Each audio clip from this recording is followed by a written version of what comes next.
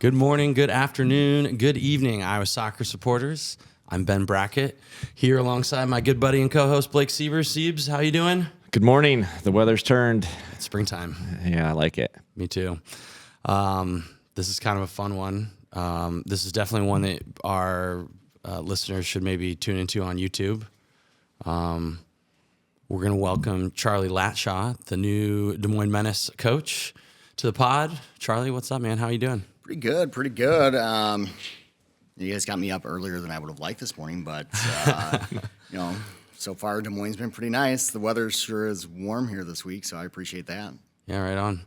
Blake, I think you know the answer to your first question, but why don't you I do. go ahead? And I love that our guest does not know the first question because he did not do his homework. No. Testing up. So first question we like to ask our guests is this the first podcast you've ever been on?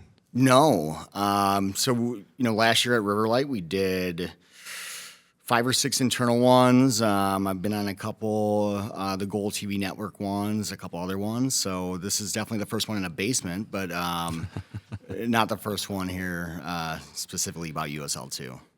Fair enough. So you mentioned you're here in town for kind of like a jersey unveiled this evening and all sorts of fun stuff. So you just get like a 24-hour dose of Des Moines or 36-hour dose. Yeah, we tried to extend it a little bit, make it a little bit more, we'll say fun for ourselves. We wanted to explore the town a little bit. So 2 nights we came in. We'll go back Thursday. So we came in on a Tuesday. We'll go back to Chicagoland on a Thursday, and then I think the next time I'll be in town is leading up to the Open Cup that Sunday, March 16th. So about a couple days a month here leading up to the season, and then once we get to May 1st, I'll be in hopefully till August 2nd till the national championship. Add a third star to that. That's the goal here. I wouldn't be here if that wasn't the expectation. Yeah, understood. Why don't you just tell us a little bit about yourself, kind of like where you came from, how you got to where you are today, your soccer journey, if you will. Yeah, probably a pretty unremarkable playing career, to be honest. Division II boy myself, so like a lot of us, we end up coaching because, quite frankly, we can't play in front of the crowd. So for everyone I get there, we got to manage. But here in the USL ecosystem, I'm 77 games deep between the USLW, USL 2. This will be the 3rd club. So at 2022, I started the program at Chicago City. The men's and the women's side, I just managed the men's side there 2022, 2023. I did the roster build for the women's side. Then after 23 season, my men's team, we did go 11-1 that summer, and we had some success in the Heartland. I moved over to Riverlight. The league was graceful enough to give myself and another friend an opportunity to lead up another program in Chicagoland, Riverlight. I managed both the men and the women there last summer, made the playoffs on the women's side, and then, this role opened up, and this is kind of the job that, when it's available, if you coach in the Midwest at this level, this is the one that you want to be at if you can make it happen. So, coached the Midwest Premier League, though, while I've been in Chicagoland, and this is year, 19 for myself coaching-wise in general. Most of them have been in Chicagoland, so for me, this is kind of something different to go outside of the comfort zone a little bit and coach in a new environment, but I'm very much looking forward to it. Where'd you grow up? Yeah, go back to that. Let's hear about the childhood. Oh, the childhood? Yeah. Just Because you're kind of I am- our age, I'm curious a little bit. I am Northern Illinois through and through, so Okay. I grew up in Chicagoland. The only time I left was I went to school down in Kentucky, and then I came back. Go back to who'd you grow up playing with? What clubs back Would in you the be youth like days? an 85 or an 86? I'm an 86. 86? So local club. You guys had some coming really through. good players, though, at that age. Yeah, you have like Jonathan Spector, Michael Sure. Bradley, Brad Guzan coming out of Chicagoland. You Yep. got a lot of national team guys in those generation between 84, 87. Yep. Played at Chicago Magic coming through, which at the time was pretty big. I did not play with Michael Bradley and the boys over at Sockers. Now, in hindsight, probably a mistake. Those connections would be nice. Coaching-wise, though, once I started coaching, I did coach at Sockers FC in the Development Academy there for 6 or 7 years. That was when it was the DA or whatever. Yeah, the back DA then. transitioning to MLS Yep. next. Got to know a lot of guys that are future pros over there. Used a lot of those connections once I made the jump to the adult landscape, for sure. like I said, my playing career was not illustrious by any means. Kentucky Wesleyan College was great to me, but we did not exactly win a ton of games. It was affordable. It was fun. It was probably what I needed. Small class sizes, smaller city. It was different. It's always good to remind people, though, that it's not necessarily, like, it sounds like you had a really good college soccer experience despite saying, like, oh, yeah, I wasn't, like, the best college soccer player ever. Because when you get to this age, it's like, just so long ago. No, right? they made sure I went to class. So like Exactly. that's the important piece. Exactly. So you graduate Kentucky Wesleyan. What do you do after in that summer? How do you get involved in coaching? So my dad is a coach as well. Okay. So he's A soccer coach? Yeah, he's a soccer wow. coach as well. So as long as I can remember, he's always coached. I started coaching Did when I you was play too? Sure, we can all play. It doesn't mean you're good at it, right? Sure. Yeah. But he He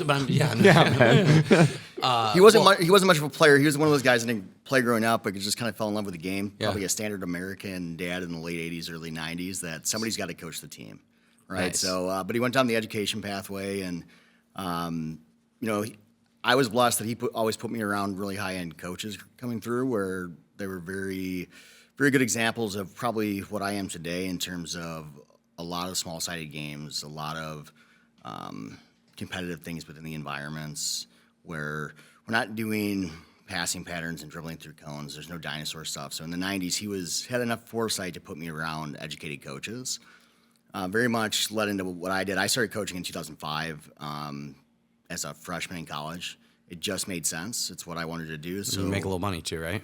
it helped. Yeah. You want some spending money, and so I've been coaching since. And the you day don't I have enough graduated. time to do anything else, right? Because you're playing college soccer. And Yeah, going to school. you play soccer. You have a job. You coach. You stay busy. Maybe you trick a girl into dating you for a little bit. There's not much time besides that. So, came home from school, started coaching for the local club, and I think it took me a while to convince myself that I really wanted to coach full time.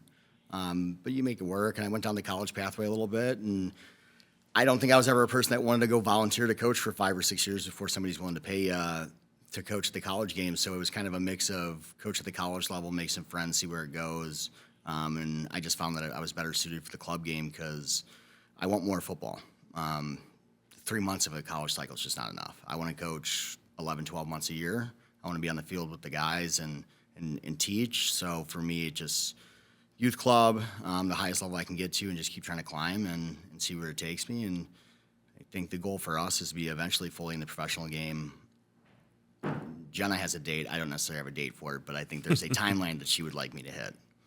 Yeah, that makes sense. What's the so when we go skipping ahead a little bit, we go to the summer Valley Stadium. What kind of soccer are we going to be watching? So I prioritize the possession phase and everything we do. So we avoid a lot of duels. You will not see our goalies punt the ball. We don't play balls long. A lot of quick restarts. My team's historically probably 70% possession almost all the time. Maybe not always against the Menace in the past because they might have some higher-end athletes. I do prioritize thinkers, though, and problem solvers. We have not been shut out in the last 37 USL2 games, so we score a lot of goals. For me, these summer pieces, it's a race to 5. I want to score as many as I can. So for me, I'm here to score. If I can score 60 goals this summer, that's the goal. We want to score. Interesting. What, talk about the recruiting process a little bit, and our experience, as the same era as you, is it's a lot more of, it's just like you were definitely, it was more local, I guess, at the time, and now it seems like you've got guys that are, they want to come to Des Moines because it's the top program or one of the top programs in the country for this level, and they want a chance to play for a really good coach. So you've probably got like people banging down the door. The league has changed a little bit for sure. So there's probably 10 to 15 programs now that are similar in nature to the Menace in terms of big crowds, housing, things that they do for the players. Me getting the role at the time I did, it's probably a couple months later than a lot of teams have started their recruiting process. So me and my lead assistant, Josh, who's always helped me with the recruiting process, we started probably from day one, where it's been 8 to 10 hours a day, either reaching out, using our connections, trying to get on phone calls with players. It could be we talk directly with the college coach to see what they have. We have our network of agents that we're speaking with to see who's out of contract. And then just players from the past that we know have been hunting contracts to see who's going to get one with an MLS Next Pro or USL 1 team, USL Championship, who's not. So it's a little bit of everything. It's been a waiting game. We're probably 50% done with the summer build right now. This week things have accelerated a little bit, simply because some of the guys that were waiting on contracts have either found out if they are or not getting them. But I think that we have a fun summer in store here. So we have a lot to look forward to. How does the team build go? I'm curious then. So you start with kind of a blank slate. Hey, here's how we want to play.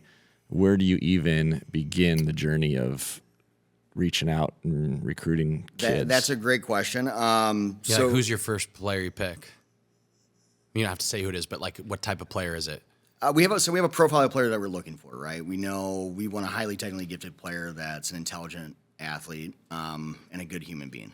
They have to, I don't want to spend the summer with a bunch of guys that are just awful people. It's going to make for a bad culture. I'd rather have 8 out of 10 player that's a really good person in the locker room than a 10 out of 10 that's an awful person in the locker room. I think that the culture matters just as much as the talent in these short seasons because there's only so much you can do. So we look for those combination of those 3 types of players, and then from there it's about touching base with probably our 20 or 30 Division I head coaches that are in our network, see what they have to say. We'll talk to the league, the players that got league awards in the past at USL 2, because we are looking for experienced players. We'll look at players that we've worked with in the academy setups in the past. It's a little bit of everything, man. You're just reaching out a lot and seeing kind of who's got a place to play, who's even interested in coming to Iowa for a summer. How often do players say Des Moines doesn't sound like it's for me? Is that like a common response? Yeah, but it doesn't make that's a common response anywhere. Some kids just want to go home. I think that's more common for the American players. The internationals almost have to stay in the States. They need somebody to house them. But for the American kids, they're either going to stay on campus or they're going to go home.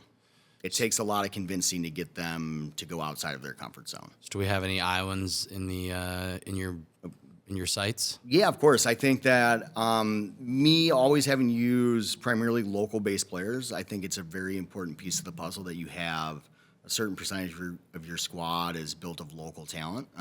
It builds that bridge between the community and the team, and there's a certain sense of pride, commonality that matters. So we've tried to reach out to as many as we can, and some of them, for one reason or another, have said, no, I'm going to go elsewhere because maybe they haven't felt like they've gotten a fair shot in the past or they're not going to be good enough. Others have said, absolutely, we'd love to be involved. So you will see certainly 5 or 6 that are involved that are local here to the area. And for us, it's something that we've definitely said in the future. We want to make sure we own the marketplace of Central Iowa here. Is there still a rule about number of kids from a certain school? Yeah, I can only have 5 from a Division I institution. So in the past, that's come up where we've had to pick and choose just because, in Chicago, I could probably take 10 from UIC or 10 from DePaul, and we've had to be very selective.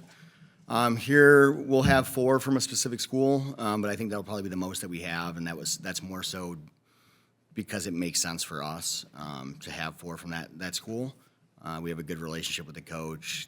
It's close enough to Des Moines where they can keep an eye on their players, and then on top of it, it's probably a top 40 program in the university system here in the States. What's one interesting piece? I don't know how it's changed, but sometimes some guys will show up to training, and there will be a group of 40, 50 guys, and some are way off field 3 doing who knows what. Some are there it can be a mess. I'm just curious, what does the player pool number look like? And there have been years where we had 50 to 60 guys here. And how sometimes it's a challenge, right? Revolving door. Some guys need to go home for this or that for a week or 2 or 3. Some guys are only there for a part of the summer. Just talk about if we show up to training, not after, a month into it, after everybody kind of gets here, after they get out of school and whatnot, what's it going to look like? So we'll have 24 guys in housing this summer here. And what we've really emphasized is we want guys that once they're here can stay all the way through the end of playoffs. So we want those 24 that are in housing to be the same 24 all summer. We don't want a revolving door. So unless they go get a contract midway through the summer as an American player that's already graduated, fine, we can replace them. But you'll see those same consistent 24. Now, we would like to have another 16 ideally from the local area, so we have a pool of 40. Now, we don't want to segregate. We're not going to send 16 of the secondary players over to a different field. We've never done that. I've always operated with at least 50 players in a pool. And my staff's big enough where we do the same activities, integration, the same things with all the guys. It's competitive. We're going to give everybody the same opportunity. We don't want to segregate the players because at some point, if I need player number 45 to play, I need him to understand who all these other people are. And if I made him feel like a secondary person all summer and I haven't bothered to teach him or interact with him, how am I supposed to teach him and guide him on a game day then or utilize him appropriately?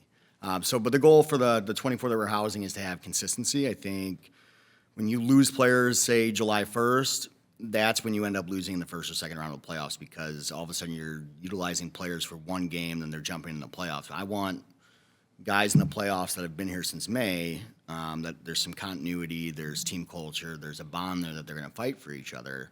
When I look at a team like Peoria last summer, they had the same guys day one that they had in the national final. That's why they made it so far, because they all know each other. They're going to fight for each other. When you see teams with the high turnover throughout the year, it becomes really difficult to manage. Talk about USL2 a little bit. Obviously, it's always changing. Yeah. Challenges, what you like, how some things can be frustrating, just overall the league and kind of the intricacies of it, and what some people maybe don't know. Yeah, so this year the league's expanded quite a bit. I think it's gone up to like 144 teams, which now is just massive. It's almost the same size as Division I soccer. So the hunt for talent is you got to dig a little bit deeper. You got to find players from different places, be a little bit more unique. But the thing for me that gets a little frustrating is that it's almost an ever-changing divisional layout. So historically, the Menace have been in the Heartland. Now, in the last 4 years, you guys have seen it was the Deep North for a year, then back to the Heartland for 2. Now, the Great Plains. I think that Des Moines should be in a division with the Chicagoland teams. For me, you have all these Illinois teams, plus Des Moines, plus Milwaukee teams now. That just makes sense to me. Selfishly, I would like to play the Chicago teams. I know a lot of the players. I know the people. Sure. Some of it, I'd like to beat people that I'm comfortable playing against. It's ever-changing, evolving. I think what you have are some people uphold standards, and there are clubs that you know will be around for the next 20 years, such as the Menace. But then there's other people that come in, they don't uphold the standards, and then they're gone 2-3 years later. We see those clubs, or they fold, they just can't sustain it. They don't put an emphasis on the community, the crowd, the things like that. So it's very hit or miss. But you'll go places where the Valley will have 3,000 to 5,000 people in it, and then you'll go somewhere where there's 25 parents in the crowd, and that's what you get. It's very different environments. Yeah, we've seen those. We've played in those. It's just challenging, right? I mean, like you said, every year or two, there's another division and teams just pop up, and you're like, who are these? Like, what in the world? Where did they come from? And I think from a league standpoint, that's just challenging. I don't know how they navigate. Well, and there's so many leagues, that are sort of like percolating underneath the USL2 that are. I mean, on some level, they're it's probably good level of soccer, but at another, it's just like anybody can play for the local pro team. So there's a little bit of that. Yeah, and I think coming from Chicagoland, like I'll say Midwest Premier League is a good level. Yeah. The teams that play in there, Chicago House, DeKalb County United, Steel City, these are good clubs. They play in decent environments. They take it pretty seriously. They try to qualify for Open Cups. They can compete with 50% of the USL2 teams. But then you have USL2 teams that couldn't go into those leagues and play. They just want the status, right? So it comes down to the ownership groups and the people that are involved and what they're really after at the end of the day. It's tricky, though, because you kind of have to test out the waters and see what's right for you. I would like to see a unified pathway to some extent, NPSL, UPSL, USL2. How can you make it all align so that you have the top 30% that take it so seriously all playing in one division together? Now, you have to regionalize it so that the travel's easier, the budget makes sense. I'm happy we don't have to go to Canada to go play up at Thunder Bay. I think that's a brutal trip. I always thought going from Chicago to Wichita was a terrible trip. That's 12 hours in a bus. It's hard to convince kids when you don't house them that that's a trip they need to take. I look at 2023, we were 11-0. I had made the mistake of scheduling Wichita on the last day of the season. Well, when you've already qualified for U.S. Open Cup as the number 1 seed, you've already locked up the regular season national championship. there's not much incentive for these guys to want to get on a bus, go 12 hours to Wichita, and then come home overnight. We weren't in a situation where we had a budget where we could fly down there. So like I took a bunch of high school kids and we end up losing the game. I can't blame the guys. They did their job. They won 11 games in a row. So that kind of travels hard. Now this year, I think when you start to partner and you have a couple teams in Kansas, a couple teams in Illinois, it makes more sense. As long as there's partnerships where you can go play 2 games in a location, I think it becomes easier. Talk a little bit about the Open Cup, because that's like a totally different animal from the summer. Yeah. And I mean, I know like both Blake and I have played in Open Cups for the Menace in the past, just as like, well, hey, we've got an early game and we just need some local players. Can you guys just maybe see if you can Who'd win you guys this get game? to play against? Oh, I went and played at one point against, what's the Milwaukee team? Bavarians? Yeah, Bavarians. Yeah, that was a hilarious. I could tell us. Did you swing by the brew house afterwards? For sure. That's the only reason you go there, right? Did you guys have to drive yourself? You should have gotten stopped by the Brat Stop on the way home after that. Then too, there's all kinds of places. You've done that a few times, haven't you? Yeah. Come on now. We played in a game here at Valley Stadium in the snow one year as well, which was pretty hilarious. I sat on the bench until the 91st minute. I was the only person that hadn't played, and the coach was just like, "Oh, you want to get a couple minutes?" And I'm like, "No." You may as well get the appearance. Oh my! So are you saying like I can find you on Transfer Market as a retired player then because of a couple Open Cup appearances? I can't imagine that they. I mean, maybe. That probably what Transfer Market would have not called probably wasn't around back then. I mean, Definitely wasn't. I'm gonna have to upgrade it. I'm gonna update it for you. Okay, I'm gonna submit your data for them. Oh, your man. 2 appearances now that I know. My I just 2 have to get the appearances were dates. legendary. That's 2 more Open Cup appearances than I made as a player. So like for me, that's pretty substantial. Yeah, the Open Cup's a different beast altogether. I think for the USL 2 clubs and not starting until May 1st and having the college guys really available. Right. Historically you could probably use NAIA players while they're in school and it wouldn't affect their eligibility, but now they all have a waiver where they can go play Division I soccer if they want for an additional year of eligibility. Sure. So the ones that we've talked to, they don't want to play because it's going to ruin that extra. They want to go transfer and get a master's now. I don't blame them. That makes sense. I'd probably want to do that too. So it's kind of changed the game a little bit. So it's almost relying on what older guys can you find or postgraduates without contracts can you find that can play in short order. It's different. We'll see how it plays out. I think it's... Well, last year we had a pretty exciting Open Cup team, obviously, with Sasha Klushton and friends. You guys still haven't come up with like a better name for like. There's not like an Avengers name for him and his. Like, well, there is. I mean, all I remember, my only story is like seeing. I don't know if we've told this story or not, but we go to LA and we go to our buddy. He's got a spin class or spin gym. Matt Bourne over there. What is it? Moxie Gym. And so he said, "Hey, come out and do the spin class." And it was on a. So this story is real. This is really how Friday morning played Friday morning at 9 a.m. Right, we're out in warm California. I thought this was just like a Charlie Bale's. It was a very early morning, so I look up. I think Ben was sitting right in front of me, and you're a spin guy. You mentioned it earlier. Yeah. And we're like 6 minutes in, and he's stopped. He's completely stopped pedaling and just so done. So much to be sweat. fair, I fought all the way through it. I made it all the way to the end. I didn't quit. It eventually caught up with me, but. California spin classes, I feel like that's pretty harsh. Like you got some pretty intense moms in those classes, probably. Yeah, my head was on a swivel. But yeah, so that's all. When you say think of a name, like I don't know, it's like Sasha Spinners or something. Who knows? Sasha Spinners. There we go. Okay, we'll think about that. But yeah, that's a real story. A shocking, true tale.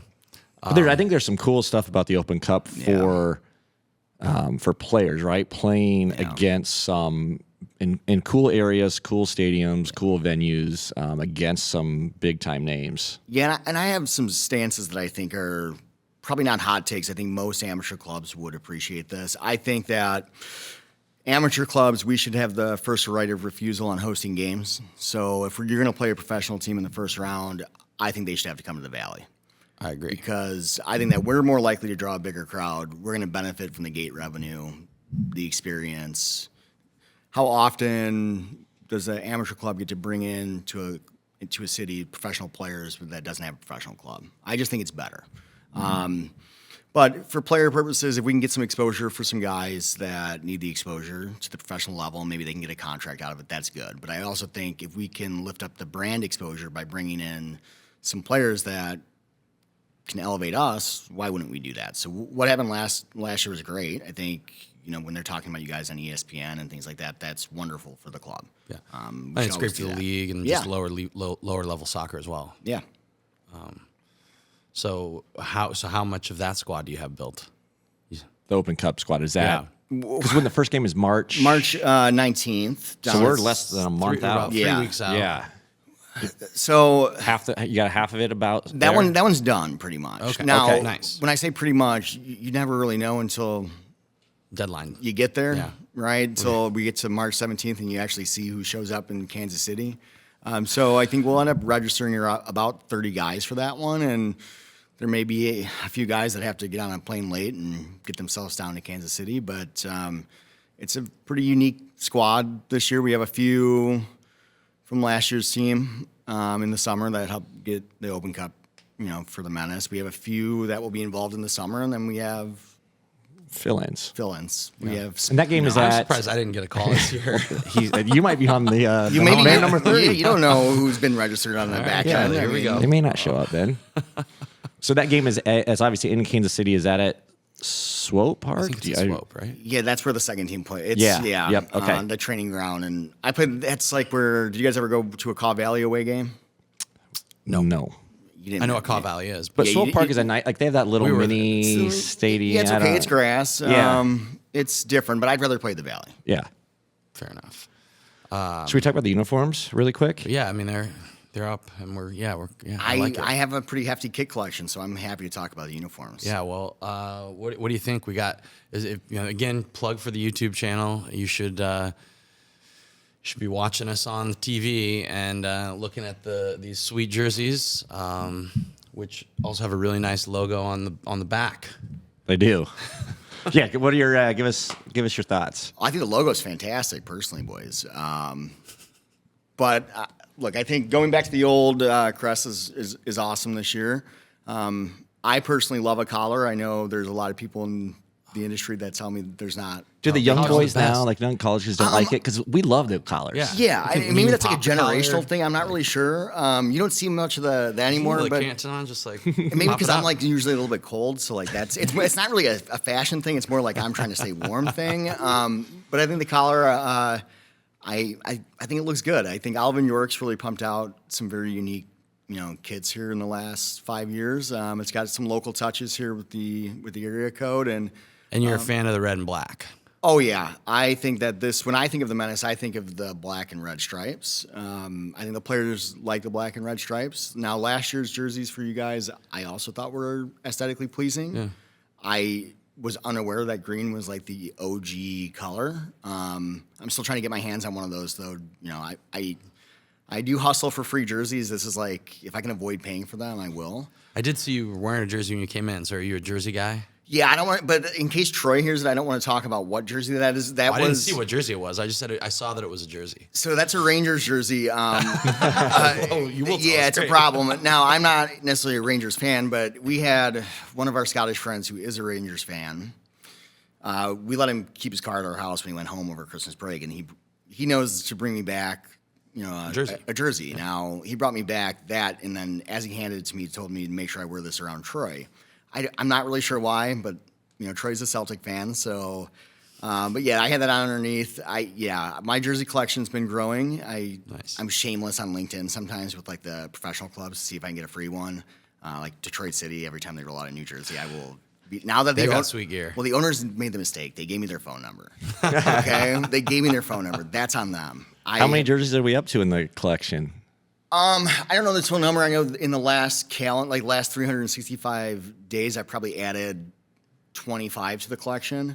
And now I've discovered that Burlington is selling like actual authentic jerseys for like $30 in Really? Chicagoland, and that's going to be a problem. So, We're gonna have to. We'll have to break out some surprises, Yeah, we Ben, got for some. the season. Yeah. for you guys them. got good stuff in the collection or what? Well, we have a kick it forward collection, and a lot of Okay. times people bring us old jerseys or other swag. So usually podcast guests bring us something.